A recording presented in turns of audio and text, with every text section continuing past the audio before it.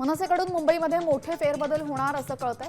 काम न करणाऱ्या विभाग अध्यक्षांना शाखा अध्यक्षांना नारळ दिलं जाणार आहे। 24 जून रोजी याबाबतचा सविस्तर अहवाल राज ठाकरेंना दिला जाईल। जुलैच्या पहिल्या आठवड्यामध्ये फेरबदल आणि नवीन नेमणुका जाहीर होतील।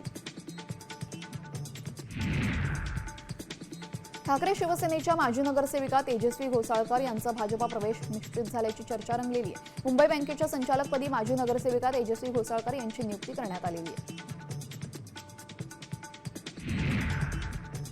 अटल सेतूच्या खालच्या रस्त्यावरील खड्डे तात्काळ बुजवा नाहीतर आंदोलन करू असा थेट इशारा ठाकरेंच्या शिवसेनेकडून MMRDA आणि प्रशासनाला देण्यात आलेला आहे। अटल सेतूला जाण्याअगोदर खालच्या रोडला खड्ड्यांमुळे नागरिकांना मोठा मनस्ताप होतोय।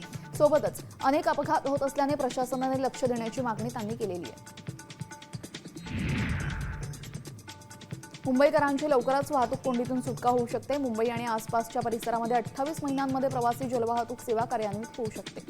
आवश्यक परवानग्या मिळवून करार दिल्यानंतर 28 महिन्यांमध्ये ही योजना कार्यान्वित होईल असा अहवाल यावेळेस करण्यात आलेला आहे।